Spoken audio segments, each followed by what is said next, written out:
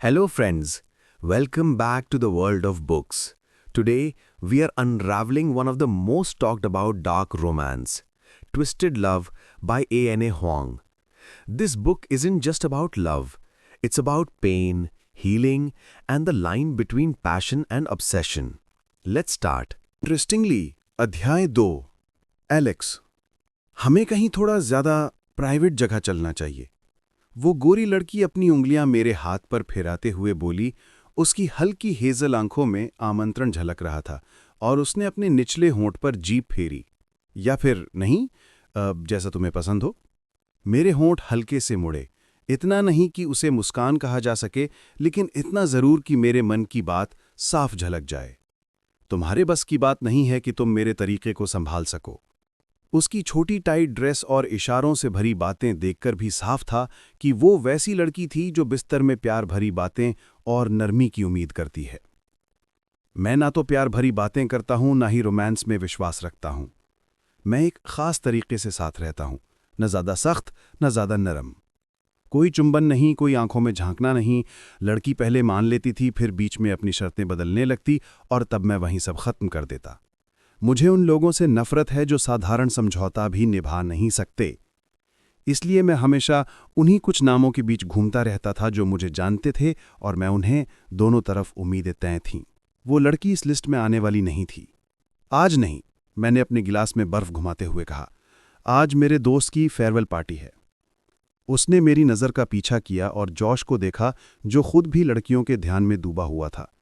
वो सोफे पर पसरा था, घर की कुछ बची कुची चीज़ों में से एक, क्योंकि वो अगले हफ्ते विदेश जा रहा था, 1 साल के लिए।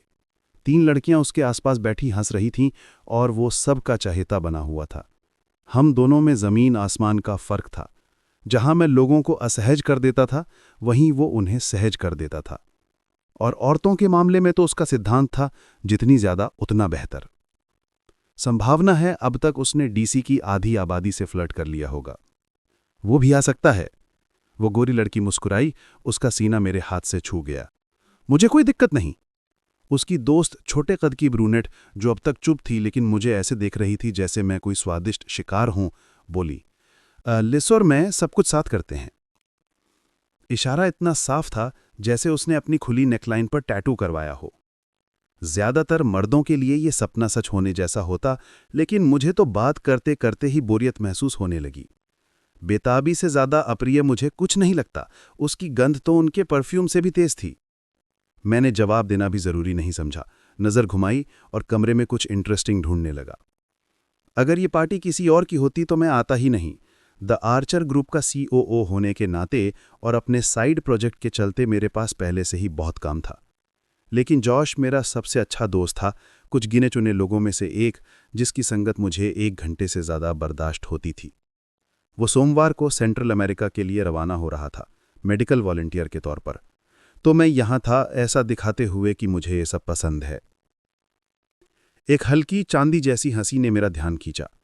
आवा, बिल्कुल, जॉश की छोटी बहन। वो इतनी प्यारी, सादी और धूप जैसी थी कि कभी कभी लगता था जहां भी वो चले वहां फूल खिल जाएं और उसके पीछे कोई गाने गाते जंगल के जानवर चलते जाएं।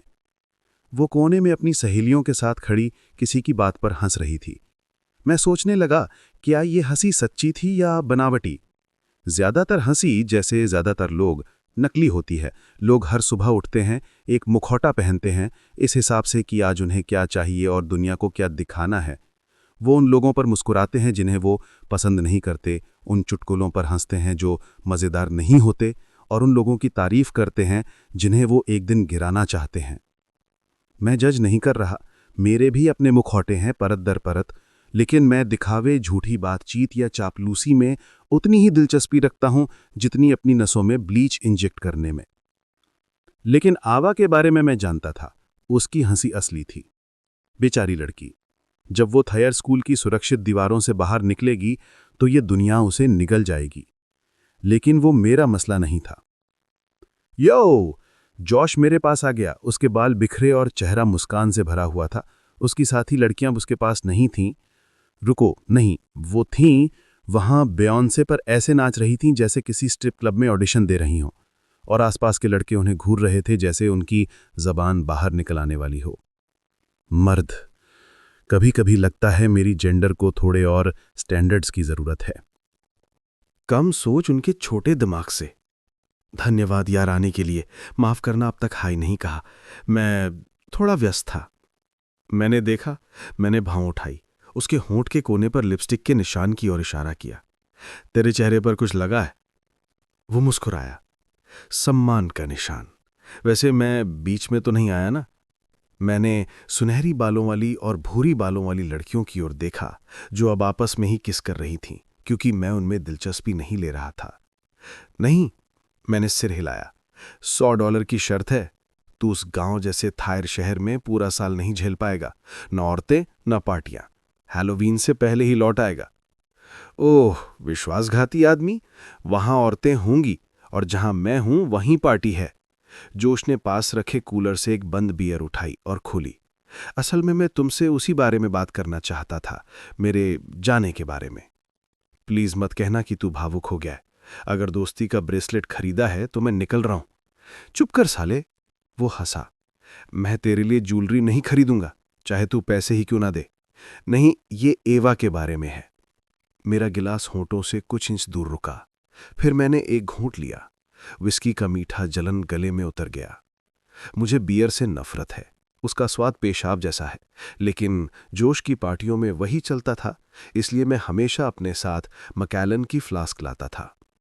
उसके बारे में क्या? जोश और उसकी बहन में बहुत प्यार था।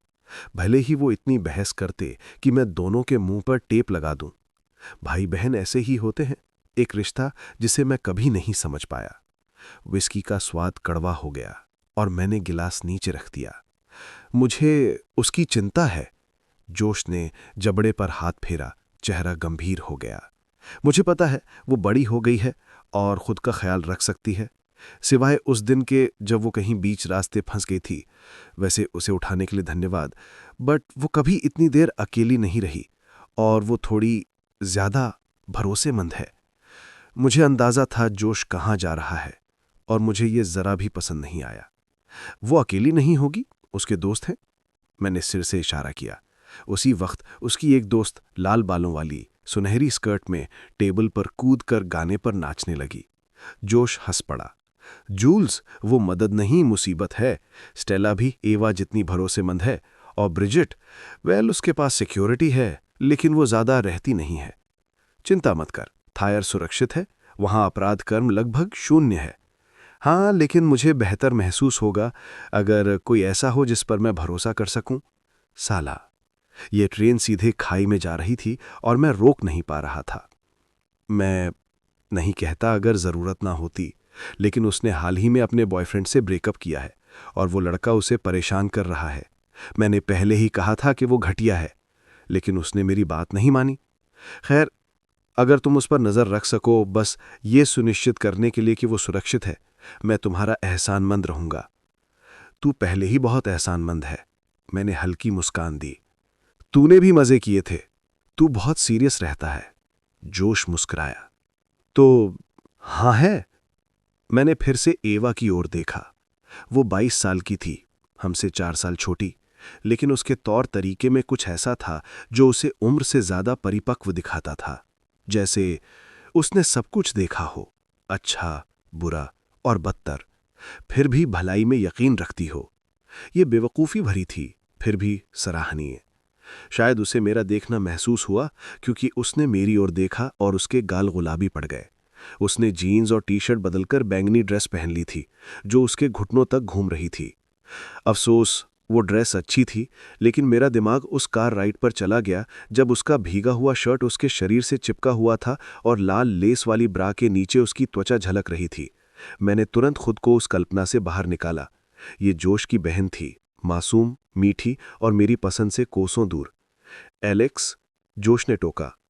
पता नहीं यार, मैं कोई बेबी सिटर नहीं हूं। अच्छी बात है कि वो बच्ची नहीं है। वो हंसते हुए बोला। देख, मुझे पता है ये बड़ा एहसान है, लेकिन तुम ही एक हो जिस पर भरोसा कर सकता हूं। उसके साथ सोने का? मैंने ठंडे स्वर में कहा। ओ भगवान, ऐसा मत कह। उसने चेहरा बिगाड़ा। घिन आती है। लेकिन हाँ, मेरा मतलब है, मुझे पता है वो तेरी टाइप नहीं है, और अगर होती भी तो तू ऐसा कभी नहीं करता। मुझे हल्की ग्लानि महसूस हुई। लेकिन ये सिर्फ इतना नहीं है, जोश ने कहा। तू मेरा परिवार है और एवा की चिंता मुझे खाए जा रही है, खासकर उसके एक्स के बाद। मैंने आह भरी। मैं ध्यान रखूंगा उसका, चिंता मत कर। मुझे पता था मैं पछताने वाला हूं, लेकिन एक बार जब मैं वादा कर देता हूं तो निभाता हूं। इसका मतलब ये था कि अगर मैंने जोश से कहा कि मैं एवा का ख्याल रखूंगा तो मैं रखूंगा। सिर्फ 2 हफ्ते में एक मैसेज नहीं, बल्कि सचमुच। वो अब मेरी जिम्मेदारी थी। और तभी अंधेरे की वो परछाई फिर रेंग आई, गले पर कसती हुई। खून हर जगह, मेरे हाथों पर, कपड़ों पर, उस क्रीम रंग के कालीन पर जो उसे बहुत पसंद था। मैं हिला भी नहीं, बस देखता रहा अपने लिविंग रूम के उस खौफनाक दृश्य को, जहां कुछ समय पहले तक हंसी और प्यार था, अब सिर्फ ठंडक और सन्नाटा। मैंने पलकें झपकी, सब गायब। लेकिन वो यादें फिर लौटेंगी, हमेशा लौटती हैं। तू बेस्ट है, जोश कह रहा था। अब फिर मुस्कुरा रहा था। मैंने बनावटी मुस्कान दी। तभी मेरा फोन बजा। 1 मिनट। कोई बात नहीं। वो फिर अपनी पार्टनर्स में व्यस्त हो गया। मैं बाहर आकर कॉल रिसीव करता हूं। डैड को? मैंने यूक्रेनी भाषा में कहा। एलेक्स, मेरे चचा की आवाज खुरदरी और सिगरेट से भरी हुई थी। आशा है मैंने बाधा नहीं डाली। नहीं। मैंने घर के अंदर झांका, संगीत, हंसी, शराब। समस्या हल हुई? अभी नहीं। मैंने रात के आसमान की ओर देखा। आधा चांद, हल्की रोशनी, गहरा साया। न्याय, बदला, मुक्ति। पिछले 16 साल से यही मेरी जिंदगी थी। हर सोच, हर सपना, हर डर। और जिसने मेरा परिवार बर्बाद किया, उसका अंत शानदार होगा।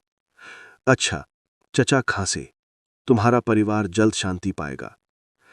शायद, लेकिन मैं खुद, पता नहीं। अगले हफ्ते बोर्ड मीटिंग है। मैंने विषय बदला। मैं वहां आऊंगा। हमने कुछ देर बिजनेस की बात की और फिर फोन काट दिया। मेरे दिमाग के पहिए घूमने लगे। जोश से किया वादा, चचा की याद दिलाई हुई साजिश। मुझे अगले 1 साल में दोनों को संभालना था। मैंने सभी संभावनाएं दिमाग में घुमाई, फायदे, नुकसान, परिणाम, जब तक कि मुझे एक योजना न मिल गई। सब ठीक? जोश ने पूछा। हाँ, मैंने कहा, लेकिन मेरी निगाह फिर से एवा की ओर खिंच गई। वो किचन में थी, केक काट रही थी, बाल बिखरे हुए, गाल चमक रहे थे। तेरी बात के बारे में मेरे पास एक आइडिया है। ये थी आज की कहानी। कैसी लगी आपको? कमेंट में ज़रूर बताएं और नेक्स्ट पार्ट के लिए चैनल को सब्सक्राइब करें। धन्यवाद।